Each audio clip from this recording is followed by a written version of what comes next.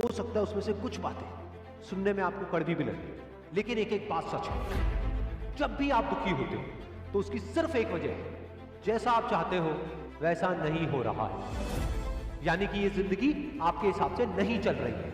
तो अब जो मैं बोलने वाला हूं उसको ध्यान से सुनो। क्या जिंदगी ने ठेका लिया है आपकी सारी ख्वाहिशें पूरी करने का? क्या जिंदगी ने आपके साथ कोई एग्रीमेंट साइन किया था कि वो सिर्फ और सिर्फ आपके हिसाब से ही चलेगी? अरे मेरे भाई, चाहते आपकी है, ख्वाहिशें आपकी है, तो अगर उसको पूरा करना है तो उसकी जिम्मेदारी भी आपकी है। अरे जिंदगी को कोई फर्क नहीं पड़ता है कि आप चाहे जियो या मरो, लेकिन अगर आप जीना चाहते हो तो अपनी जिंदगी को दोष देना बंद करो और खुद को इस लायक बनाओ कि जो भी आप चाहते हो वो खुद चल करके आपके पास में है। अपने दिमाग को सॉल्यूशंस पे फोकस करो, प्रॉब्लम्स पे नहीं। बैठे बैठे बस रोते मत रहो कि मुझे ये नहीं मिला, मुझे वो नहीं मिला, मुझे ये चाहिए, मुझे वो चाहिए। अरे भाई, अगर रोना आ भी रहा तो रो लो, मन को हल्का कर लो, लेकिन उसके बाद अपने अंदर से अपनी पूरी एनर्जी से बोलो, बस अब बहुत हो, अब मुझे आगे बढ़ना। अभी तो मैंने ठीक से जिंदगी की शुरुआत भी नहीं करी है, अभी तो आगे पता नहीं क्या क्या करना है। आपके अंदर ताकत की कोई कमी नहीं है, बस उस ताकत को पूरी तरह से समेट कर इकट्ठा करना है और एक जगह पर फोकस करना है। और याद रहे, फोकस रास्ते पर करना है, मंजिल पर नहीं। क्योंकि अगर मंजिल के ख्यालों में ही खोए रहे तो रास्ते से भटक जाओ, लेकिन अगर ध्यान रास्ते पर रहा तो आज नहीं तो कल मंजिल को जरूर पाओगे। रास्ते में एक नहीं, हजारों मुश्किलें आएंगी, लेकिन चाहे कुछ भी हो जाए, किसी भी हालत में रुकना नहीं है, बस चलते रहना। अगर कभी थक जाओ तो कुछ देर आराम कर लेना, लेकिन किसी भी हालत में रुकना नहीं है, बस चलते रहना। कभी गुजरा हुआ कल तो कभी आने वाला पल आपको रोकने की पूरी कोशिश करेगा, कभी रुलाए तो कभी डराएगा, लेकिन आपको रुकना नहीं, बस चलते रहना। अगर आप खाली हाथ आते हैं और खाली हाथ चले जाते हैं तो आपका पुरुष योनि में जन्म लेने का कोई अर्थ ही नहीं बना। आगे बढ़ने के लिए तकलीफ का होना ज़रूरी है, क्योंकि छांव आते ही इंसान के कदम रुक जाते हैं और धूप में कभी कदम नहीं रुकते हैं। ज़रूरी नहीं कि हर चीज़ आपको किताबें और यूनिवर्सिटी में ही पढ़ाया जाएगा। बहुत से चीज़ें हैं जो आपकी खाली पेट और खाली जेब सिखाएगी, जो आपको कोई टीचर नहीं सिखाएगा। कहते हैं जरा सी छेद क्या हो गई मेरे जेब में, सिक्कों से ज़्यादा तो मेरे रिश्तेदार गिर गए। लाइफ में सबका स्ट्रगल होता है, हम लोग के भी लाइफ में बहुत तकलीफें आई थी।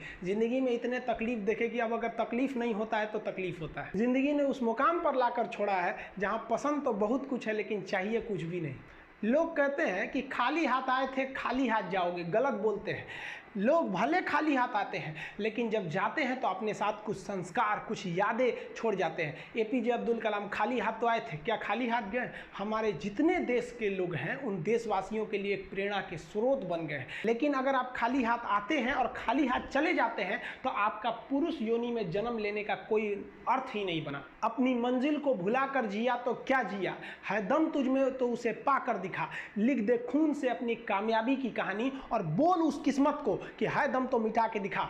इसलिए कभी किस्मत को मत कोसिएगा, अपने हौसले से अपनी कहानी लिखिएगा। पसीने की स्याही से जो लिखते हैं अपने हौसले के इरादे, उनके मुकद्दर के पन्ने कभी कोरे नहीं होते। देखिए, शिक्षक और सड़क ऐसी चीज है जो खुद तो अपने जगह पे रहती है और दूसरों को मंजिल तक पहुंचा देती है। जितने स्टूडेंट हैं, आप जागो, आपको हम बताए भी थे, हमेशा बोलते हैं अधिकार कभी मांगने से नहीं मिला, इसे छीनना पड़ेगा। अगर कोई व्यक्ति आपको पहली बार धोखा दिया तो इसमें उस व्यक्ति का गलती है, लेकिन वही व्यक्ति अगर दोबारा धोखा दिया तो इसमें आपकी गलती है। सबसे समझदार होके चलिए और मिजाज में कुछ सख्ती भी रखिए। लोग पी जाते अगर समंदर खारा नहीं होता तो थोड़ा सा सख्ती भी बना के रखना चाहिए। इस दुनिया के कुछ दस्तूर हैं, आप किसी के लिए कितनी भी भलाई कर दे वो याद नहीं रखेगा, ये दुनिया का दस्तूर है। और आपकी गलती को कोई भूलेगा भी नहीं, इसे आप बुरा नहीं मानिए, ये दुनिया का दस्तूर है, इसे आप चेंज नहीं कर सकते। जैसे सूरज पूरब से निकलता है वैसे ही ये चीज़ें होंगी।